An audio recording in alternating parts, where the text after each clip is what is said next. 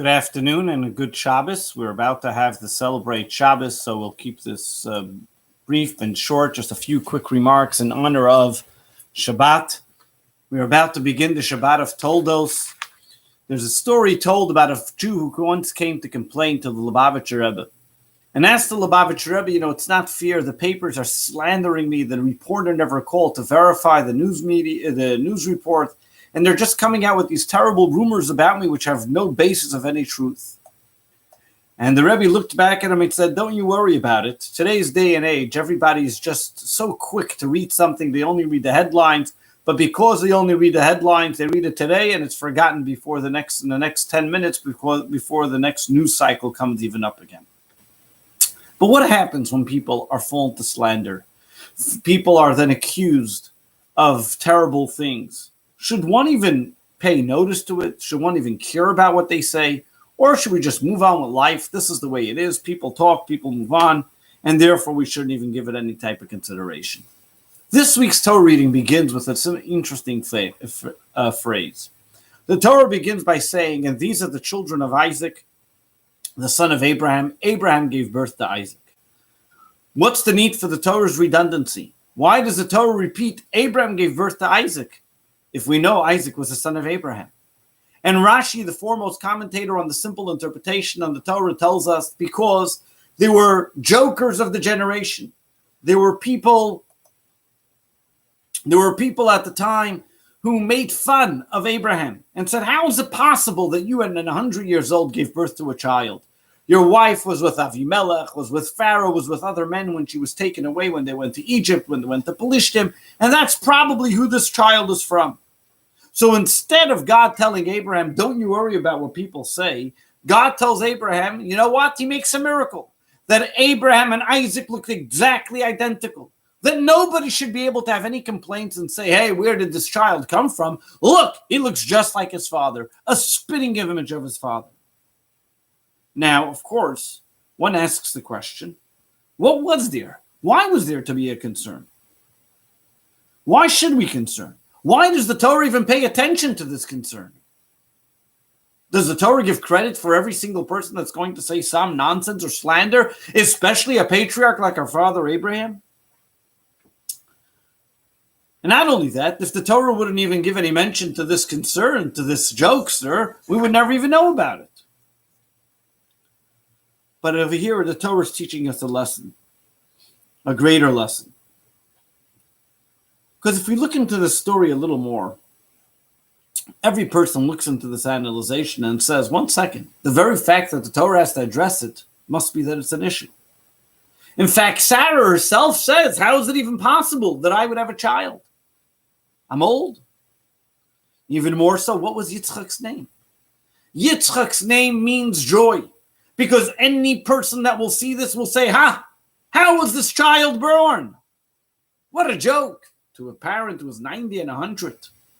And he would immediately see the depth, the miracle that happened here. But over here, the Torah tells us even a deeper message.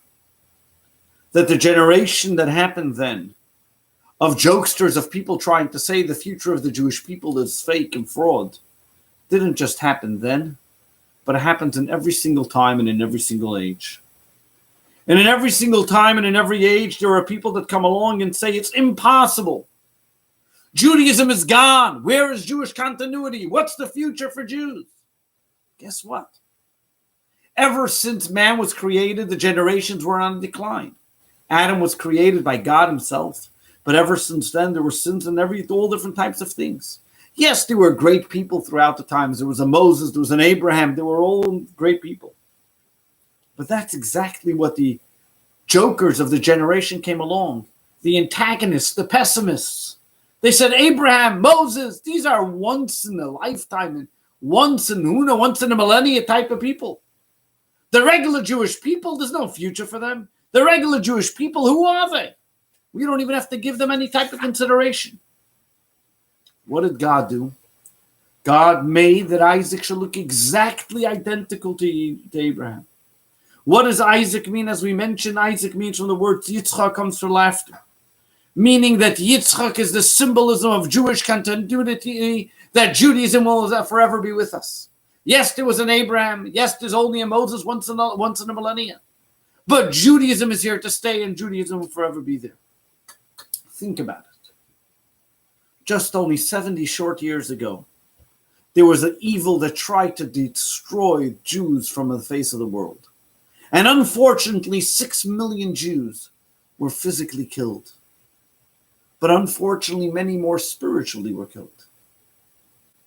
And whoever thought America, a place of materialism, liberalism, would give birth to the renaissance of Judaism that there is today?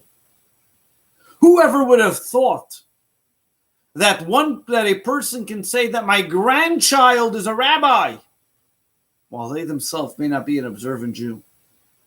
My grandchild loves practicing Judaism, they themselves may not be a practicing Jew. 30, 40 years ago, 20 years ago, you meet people, my great-grandfather was a rabbi, my grandfather was a rabbi. But the renaissance of Judaism, that Judaism will be alive in the next generation, who would have ever imagined? Comes the Lubavitcher Rebbe and teaches us that we have a job in this world. Our job is to ignite the spark that exists within every single Jew. Every Jew has a Yitzchak. Every Jew can make the next generation smile and say, look, my children are practicing Judaism.